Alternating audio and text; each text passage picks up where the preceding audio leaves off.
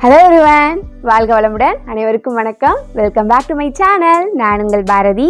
இன்றைக்கி நம்ம பார்க்க போகிறது ஒரு பிரிண்டிங் ரிலேட்டடான வீடியோ. ஸ்க்ரீன் பிரிண்டிங்கில் எப்படி ஒரே டைமில் 4 கலர்ஸ் யூஸ் பண்ணி பிரிண்ட் பண்ணுறது, அதுவும் கொஞ்சம் கூட இங்க் மிக்ஸ் ஆகாமல் எப்படி நம்ம பிரிண்ட் பண்ணுறது அப்படின்னு சொல்லிட்டு பார்க்க போகிறோம். ஸ்க்ரீன் பிரிண்டர்ஸ்க்கு இந்த மெத்தட் கண்டிப்பாக புதுசாக இருக்கும். ஸோ மிஸ் பண்ணாமல் ட்ரை பண்ணி பாருங்கள். ட்ரை பண்ணி பார்த்துட்டு எப்படி இருந்துச்சுன்னு எனக்கு கமெண்ட் பண்ணுங்கள். எனக்கு தெரிஞ்சு இந்த மெத்தட் மோஸ்ட்லி ஸ்க்ரீன் பிரிண்டர்ஸ்க்கு யாருக்கும் தெரியாதுன்னு நினைக்கிறேன். ஏன்னா நாங்களே இது யோசித்து உருவாக்குனது தான். உங்களுக்கு நான் தெளிவாக சொல்லி கொடுக்குறேன் எப்படி பண்ணணும் அப்படின்னு சொல்லிட்டு. ஸ்க்ரீன் பிரிண்டர்ஸ்க்கு தெரியும் இந்த டபுள் கலர்லாம் பிரிண்ட் பண்ணுறது எவ்வளோ கஷ்டம் அப்படின்னு சொல்லிட்டு. ஏன்னா நம்ம இப்போ 1000 பேர் பிரிண்ட் பண்ணணும் அப்படின்னா நம்ம 2000 தடவை நம்ம பிரிண்ட் போடணும் இல்லையா. ஏன்னா ஒரு கலர் 1000 தடவை போட்டு அதை காய வச்சு தென் 2வது கலரை நம்ம திரும்ப அதே ஆஸில் வச்சு நம்ம கொஞ்சம் கூட மாறாமல் திரும்ப 1000 தடவை நம்ம தேய்க்கணும். அப்போ தான் அந்த டபுள் கலர் பை உருவாகும் இல்லையா.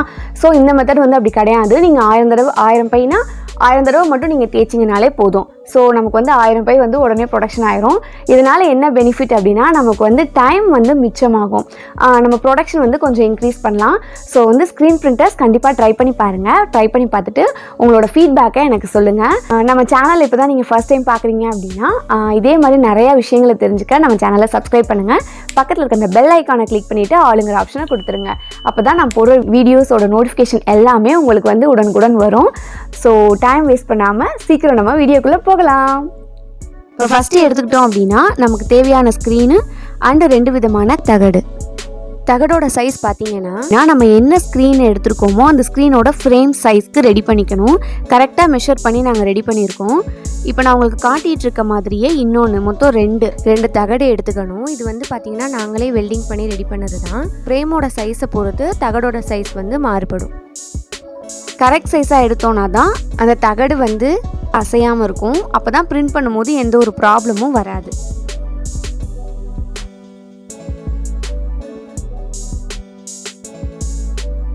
ஜஸ்ட் தட்டினோன்னா போதும், இந்த தகடு இன்செர்ட் ஆகிடும். தென் இது நடுவில் வைக்கிறது. அதாவது நம்ம 4 கலர் யூஸ் பண்ண போகிறோம். ஸோ அந்த 4 கலரும் ஒன்றுக்கு ஒன்று மிக்ஸ் ஆகாமல் இருக்கிறதுக்காக தான் இந்த தகடு எல்லாமே யூஸ் பண்ணுறோம்.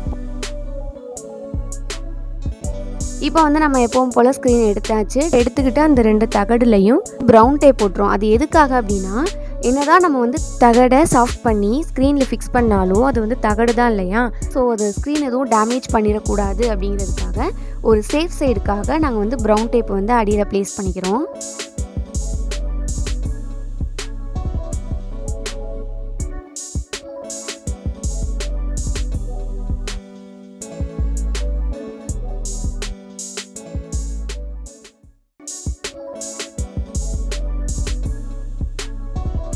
தென் இது நடுவில் வைக்க போகிற தகடு, சென்டரில் வைக்க போகிறது. இதை கொஞ்சம் டிஃப்ரெண்ட்டாக ஒட்டணும்.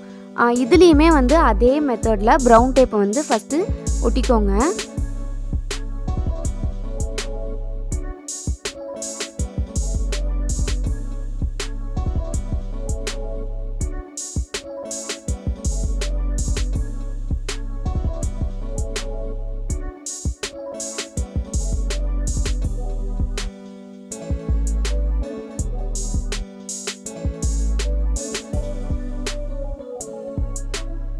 ஸ்க்ரீனை டேமேஜ் பண்ணாமல் இருக்க ஃபஸ்ட்டு ஒரு ப்ரௌன் டேப் ஒட்டியாச்சு. இப்போ நம்ம ஒட்டுறது ஸ்க்ரீனில் சென்ட்ரு பொசிஷனில் ஃபிக்ஸ் பண்ண போகிறோம். ஸோ இப்போ நான் உங்களுக்கு நல்லா காட்டுறேன் பாருங்கள்.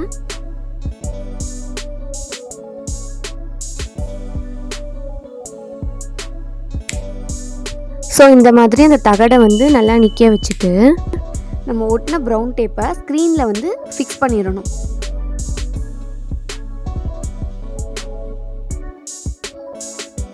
இப்போ ஒட்டின மாதிரியே இன்னொரு சைடும் டேப்பை ஒட்டி அந்த தகடை சென்டராக நம்ம ஸ்டாண்டர்டாக நிற்க வச்சிடணும்.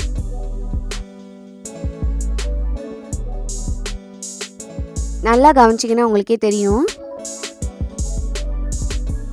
ஒட்டிட்டு நான் அந்த தகடை அசைச்சு காட்டுறேன் பாருங்கள். ஸோ இப்போ உங்களுக்கு புரிஞ்சிருக்கும்னு நினைக்கிறேன்.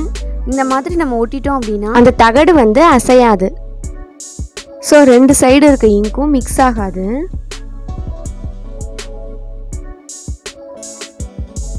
இதில் இன்னும் கொஞ்சம் ஒட்ட வேண்டியது இருக்குது. இப்போ என்னதான் நம்ம இப்படி ஃபிக்ஸாக ஒட்டினாலும் தகடு லைட்டாக ஆடும். ஒரு கிரிப்பாக இருக்காது. ஸோ இந்த ஷேக் கூட இல்லாமல் இருக்கிறதுக்கு நம்ம வந்து இன்னும் கொஞ்சம் டேப் வந்து போடணும். இந்த கார்னரில் லைட்டாக கட் பண்ணிவிட்டு நல்லா அசையாத அளவுக்கு பேஸ்ட் பண்ணிக்கோங்க. ஸ்க்ரீனோட சேர்த்து வச்சு நம்ம வந்து நல்லா பேஸ்ட் பண்ணிட்டோம் அப்படின்னா அந்த தகடு வந்து அசையாது.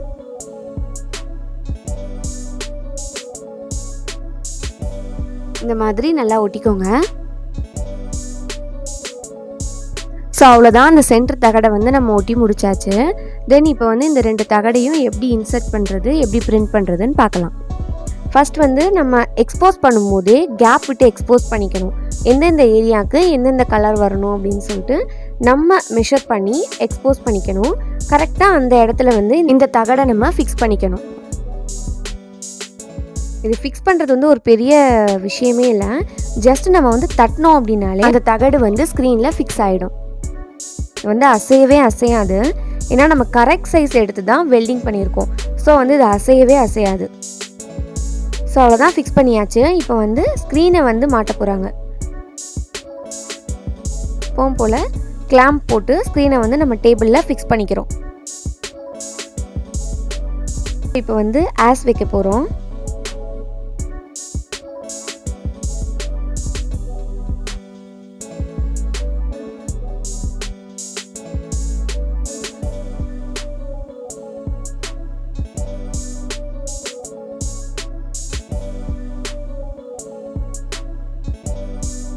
ஆஸ் வச்சாச்சு. அசைய விடாமல் இந்த மாதிரி ஏதாவது வெயிட் வச்சுக்கோங்க. வச்சுட்டு நம்ம எப்பவும் போல் ஸ்கேலில் ப்ரௌன் டேப் போட்டு வச்சுருப்போம் இல்லையா, அதை யூஸ் பண்ணி ஆஸ் வந்து ஃபிக்ஸ் பண்ணிக்கிறோம்.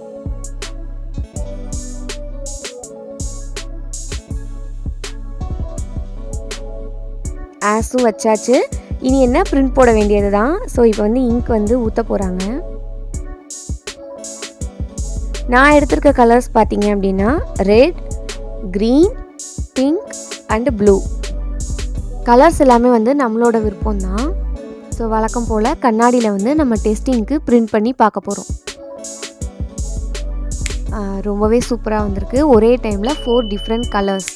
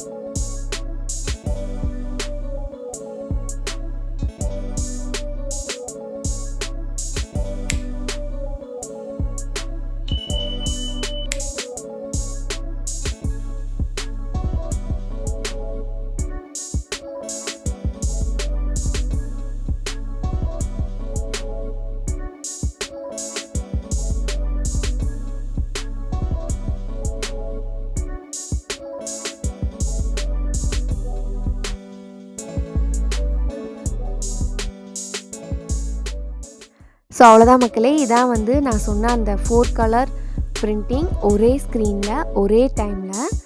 இது வந்து கண்டிப்பாக ஸ்க்ரீன் பிரிண்டர்ஸ் எல்லாருக்கும் ரொம்பவே யூஸ்ஃபுல்லாக இருக்கும் அப்படின்னு சொல்லிட்டு நான் நினைக்கிறேன். இருந்துச்சா இல்லையான்னு சொல்லிட்டு எனக்கு கமெண்ட் பண்ணுங்கள். எனி டவுட்னா நீங்கள் கேளுங்க, நான் உங்களுக்கு ரிப்ளை பண்ணுறேன்.